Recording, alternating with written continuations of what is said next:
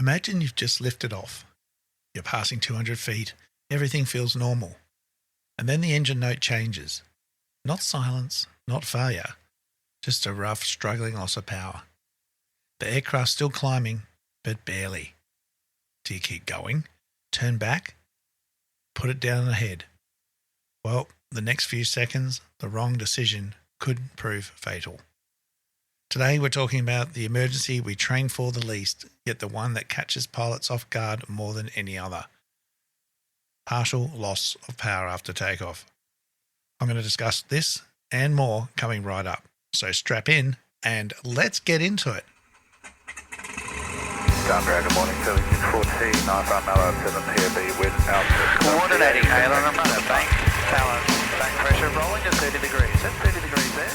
Set by star 9000, 1013, KFI 25. G'day everyone and welcome to episode 196 of the Flight Training Australia podcast. A podcast all about flight training and flying in Australia and beyond. G'day, I'm your host Trent Robinson. Thank you again for joining me. Well, I'm back. Fantastic break down in Tassie with my wife.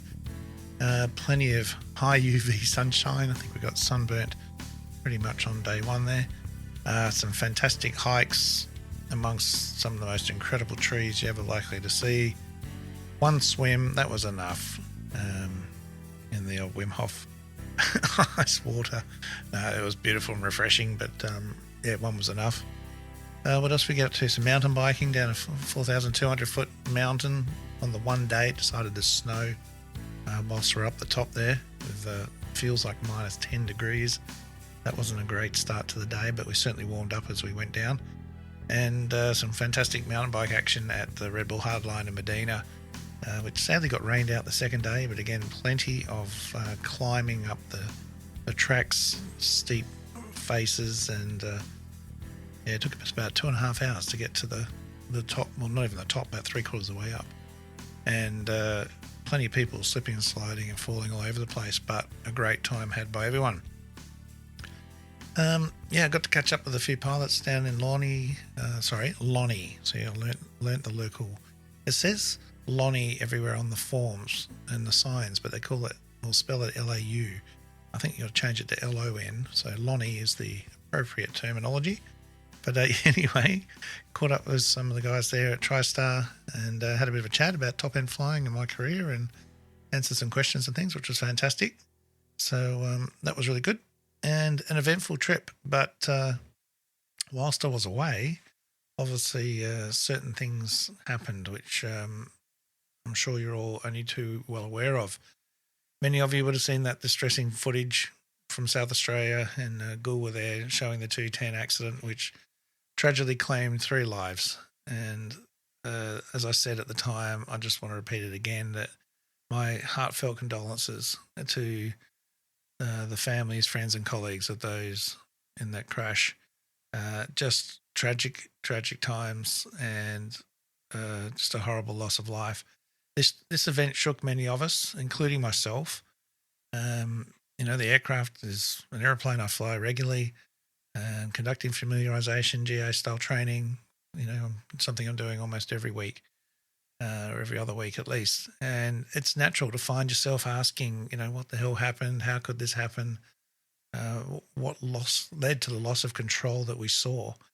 And in time, hopefully the investigation will establish the facts, and the best that we can do is learn from those mistakes or the reasons that led to the accident and stop it from happening again. I know that for many of you, some of you reached out and messaged me, and the accidents weighed heavily on many of you. And for some, especially seeing that 2 pilots were so young, being colleagues or peers of yourselves, it can really bring that reality that, whilst aviation is very, very safe, there are inherent risks, and sooner or later we will know someone and lose someone that we know directly or indirectly. And it can bring those realities and risks into focus much sooner than we expect. So if it has affected you, or it did affect you, please don't carry it alone. Talk with your instructors, your mentors, your fellow students, your friends, your family. And if you do feel need more support, then reaching out to a counsellor is a strong and positive step in that direction. We definitely don't want to bottle this stuff up inside and have it affect us later on down the track. And, we look after in aviation, we look after each other in aviation, and that includes looking after ourselves now more than ever. And then as I was pulling into my accommodation one evening, I had a phone call, which is followed by urgent, and I was alerted by an accident back home in the Territory. As some of you know, one of my roles up here is the head of training and checking for a couple of companies. And for one of those, I was advised that a Cessna 206 had crashed after following a forced landing from a partial engine failure. An occurrence brief on that accident is now available on the ATSB website and on Facebook. So for very obvious reasons, I can't add anything beyond what's already been made public, and I'm not going to speculate on the circumstances or what happened or why. And to be honest, we don't know yet at this time. But what I can say is that our pilot handled the situation well, survived the accident, and is now recovering from the injuries. Handled it well, very brave, and look forward to seeing them when they return back to work, hopefully very, very soon. But when things like this happen, as you know, I'm not going to try and act like the super sleuth and figure it all out, but I'm going to use the topic as a point of discussion. And the discussion is the partial engine failure. Now, we spend a lot of time, as you all know, training for engine failures after takeoff. We do full engine failure forced landings, right? Whether it's power to idle, lower the nose, pick a paddock straight ahead, consider 30 degrees either side of the nose, or picking a paddock from 2,000, 2,500 feet or whatever, and doing a more established forced landing procedure. It is common training and pretty much everybody does it. But what if the engine doesn't fail? What if it keeps running, even if it's badly? All right. We're going to have a look at some HSB safety reports from the past, and analyse anyway, that highlights the scenario is more common and potentially more confusing, and in many cases more deadly than a complete engine failure. Right? A partial loss of power after takeoff.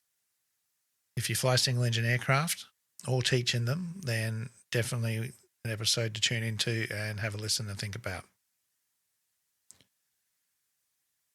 There is a really good ATSB document that I found outlining, and it was linked with the accident occurrence brief on partial engine failure loss after takeoff. And partial engine failures after takeoff occurred, as per the report, 3 times more often than complete engine failures. And more importantly, there were 9 fatal accidents linked to partial power loss and none from total engine failure in the same period of the report. So that alone should make everybody pause and think. Why would there be more fatal accidents in partial power loss when there's some power available and options available rather than a total one? Well, because we train extensively for total failures, but rarely train for degraded power situations. So why is that partial power loss so dangerous? Well, a complete engine failure is pretty simple, isn't it? The aircraft becomes a glider. The decision has been made for you. There is only one outcome. You're going down somewhere. Right? But a partial power loss is different. You have thrust, maybe enough just to keep level, maintain height, but maybe just a very steady descent rather than a standard glide rate of descent. You don't know if it's going to keep running, if it's going to get better, fix itself, or maybe get worse, or become a total failure. You don't know whether you're going to be able to maintain a climb. If the aircraft's slow and vulnerable, you're then prone to raising the nose, trying to keep it hanging in there, washing off speed, increasing angle of attack. This uncertainty can create hesitation. Pilots try and stretch the glide, try and nurse it around, try and turn back, and that's usually where the loss of control happens, not from the engine failure, but from the human response. And this is the big part with all this. We never really know how we're going to react in an emergency situation until it actually happens. We can simulate it as best we can, and I hope that when you all do simulated emergencies, you take it seriously and treat it as realistically as possible, because that is the only practice and the only test of how you are going to react that you're going to get before the real thing, which I hope never ever happens. So with the human factor, the ATSB highlighted a key issue. Partial power loss is rarely emphasized in training. Students practice engine failures repeatedly, but not degraded power scenarios. Almost never.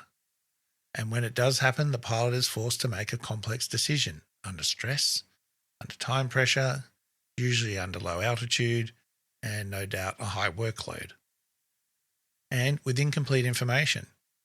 Why has the engine failed? Is it something we can fix? Is it going to get better? Add to that the natural desire to save the aircraft, try and keep everything intact by returning to the runway. And we have the perfect setup for an aerodynamic stall close to the ground. Now, don't get me wrong, despite the findings from the ATSB, if we do check Schedule 2 of the manual standards, the competency A6, manage abnormal situations, single engine aeroplanes. If we have a look at A6.3, perform forced landing Part B, after a simulated partial engine failure has occurred without prior indications, carry out the following. So there is a partial engine failure topic, but unfortunately a lot of instructors and a lot of schools interpret that as, well, if you can handle a full failure, you should be able to handle a partial one.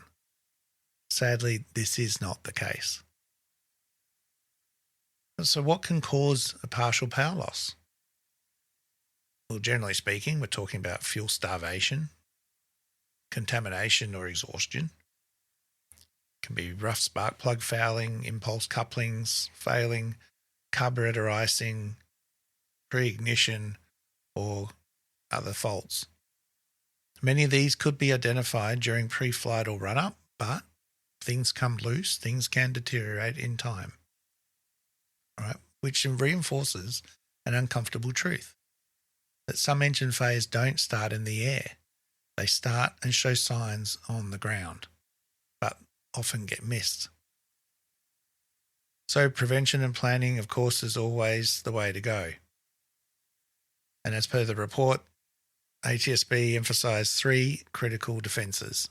First being pre-flight planning. Of course, before every takeoff, consider the wind direction, the terrain, the obstacles, the available runways, landing options ahead and behind, and to the side, left and right, and decision height for turnback if your aircraft is suitable, your skill set is suitable, and it is an option. This can help reduce the decision load when seconds matter. And of course, this is all done through a takeoff safety briefing, unique to that particular aerodrome, for that particular aircraft, for the pilot flying, and the conditions at the time. Don't get caught in just doing your standard spiel without any thought to where you are or what's going on outside. Pre-takeoff self-brief. Once you've done that, ask yourself, if it loses power after takeoff, what am I actually going to do? Not necessarily if it fails. What is going to be the point where you use the available power to safely take you to a landing site?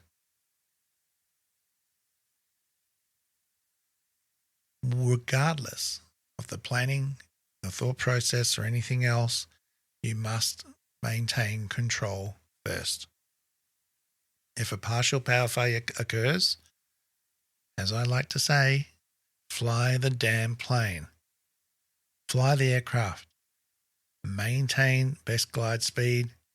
Avoid the critical angle. Avoid pulling up. Avoid the stall at all costs.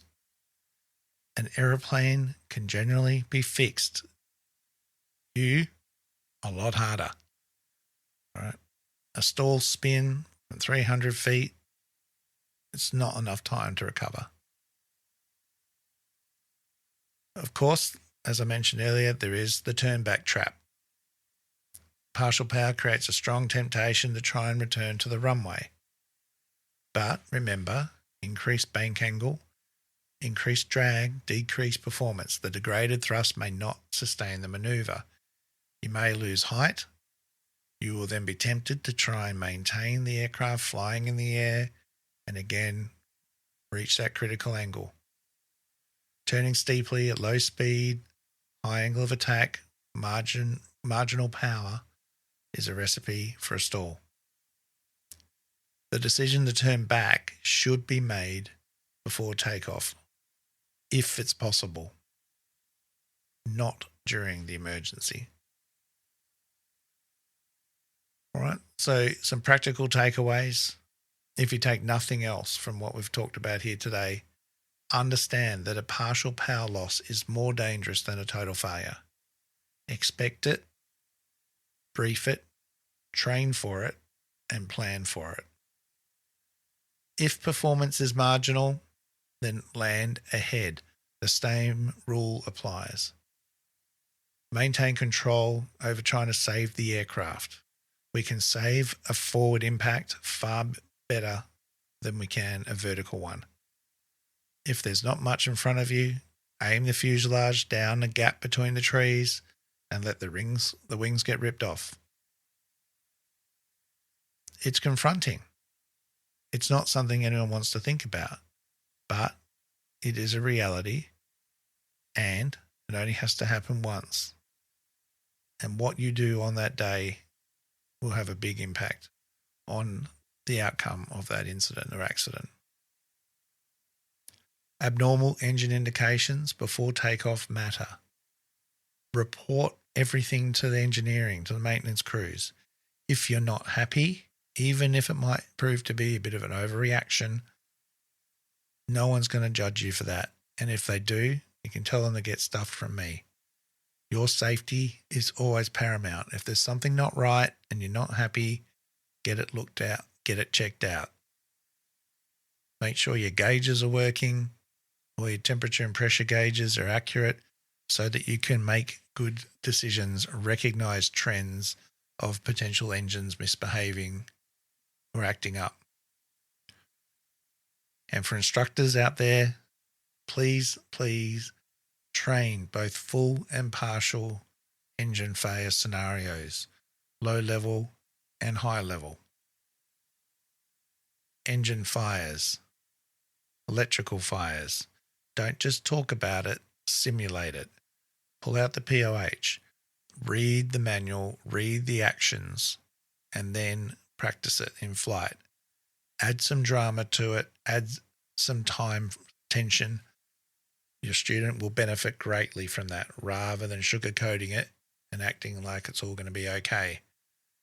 There's a time and a place for that, but emergency procedures we need to take seriously and practice them as realistically as possible. Whether we're successful or not in that training, we will learn a lot and what to do better next time. But remember, every scenario is never the same. A partial power loss doesn't sound that dramatic. The engine's still running, the prop's still turning, but history's shown that this scenario can catch pilots off guard and the consequences, sadly, can be fatal. Because it isn't the engine that kills people, it's the loss of control. So plan ahead, stay ahead of the aircraft, and remember, flying the aeroplane is always the first priority.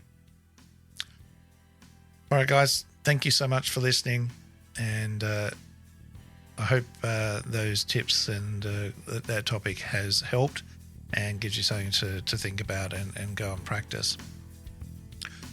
I would dearly love to hear your thoughts, and you can send me any comments, questions, or anything else, either via Spotify. You can leave comments on the podcast.